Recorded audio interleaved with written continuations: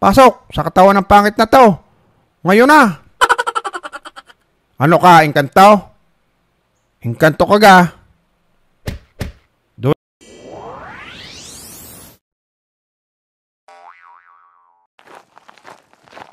Naliligaw na ata ako dito sa gubat. Nakakagutom na rin. Hindi ko man lang malaman kung saan ang palabas. Aba, may punso. Ay, kabayo. Anong kabayo, ha? Sino ka? Bigla ka na lang nalabas dyan. Ako ang diwata ng kabundukan. Nandito ako para ikaw ay tulungan. Diwata? Mukha kang kawatan. Aba, sira ulo to ah. Tutulungan ka na nga. Ayaw mo pa? Sige nga, pahingi akong pagkain. Sige, kumuha ka ng bato.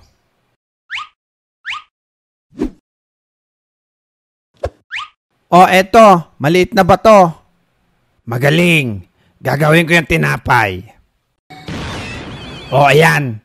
May pagkain ka na. Aba, totoo nga. Naging tinapay. Sana pala nilakihan ko na yung bato. Sayang. Sige, kumuha ka ulit ng isang bato pa.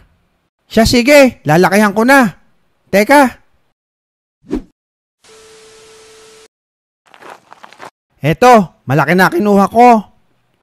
Ngayon, ihagis mo na ang malaking bato. Medyo mabigat to. Mula dyan sa kinatatayuan mo at sa layo ng batong inihagis mo, yan ang magiging lawak ng lupa na ibibigay sa'yo. Ikaw, sayang na naman. Dapat pala maliit lang na bato. Mayroon ka pang isang pagkakataon.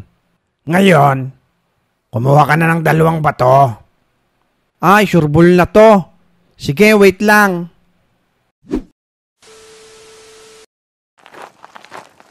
Hahaha, heto na. Isang maliit at malaking bato ang kinuha ko. Sure ka na ba dyan? Sure na sure. Magaling. Ngayon, yung 2 bato na yan, ang magiging betlog mo. Dok, gising! Nananaginip ka. Buti at panaginip lang. Bakit, Dok? Wala naman. Dok, meron ka na daw pasyente. Magaling na raw sila. Baka pwede na daw sila lumabas dito sa mental. Sige, papasukin mo dito. Oh, pasok yung unang pasyente. Dok, magaling na ako. Magaling ka na ba talaga? Oo naman. Talaga? Sige nga, tawid ka nga dito sa ilaw ng flashlight ko. Ano ako, sira? Paano kung patayin mo ang flashlight? Di nalaglag ako. Tapos, ibalik yan. Balik ka na muna. Oh, next naman. Aba, si Brenda yan ah. Mukha naman si Raulo talaga yan, Lex eh. O ikaw, magaling ka na rin ba? Oo, Doc. Malungkot nga ako dito sa mental. Kaya naisipan kong sulatan ang sarili ko. Aba, magaling na nga. Anong laman ng sulat? Hindi ko pa alam. Kasi, next week ko pa matatanggap. Next na, Doc. Baliw na talaga yan. Oh, next. Eto, mukhang matino na. Upo, Doc. Anong gagawin mo paglabas? Una kong gagawin, titiradurin ko ang buwan, Doc. Abay, hindi pa magaling yan. Joke lang.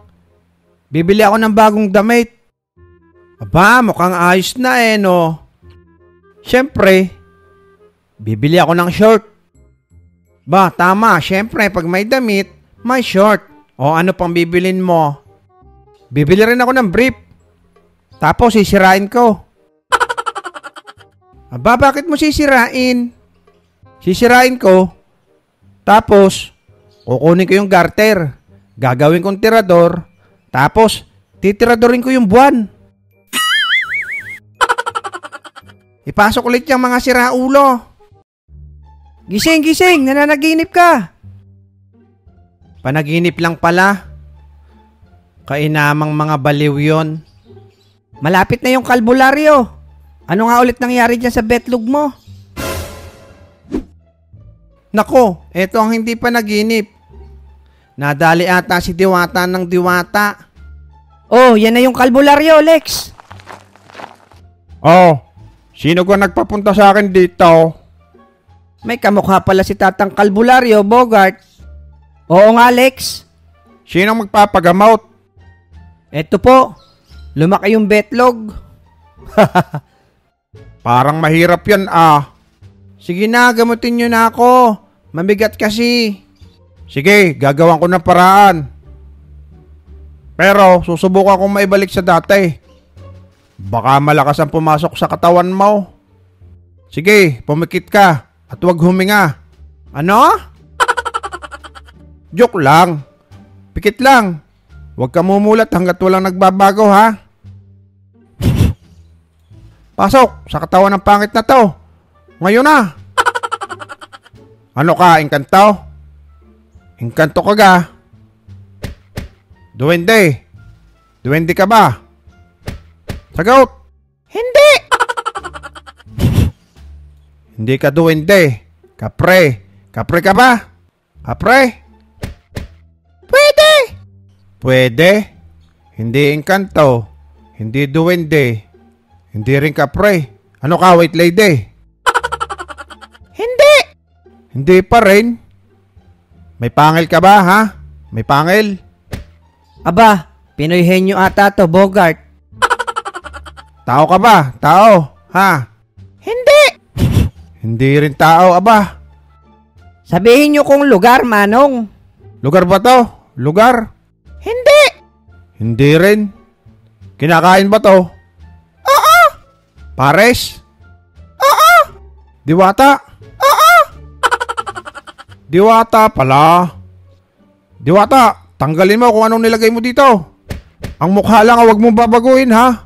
Iyan mo ng ganyan. Ayan, naliit na, Manong. Diba, mabisa? Naliit nga. Kaso, yung kabila naman ang nalaki, Manong. Manong, bakit ganito? Malakas talaga ang mga diwata. Kaya, lilipas din yan. Sige, dyan na kayo. At ako'y magpapataya pa sa ripa.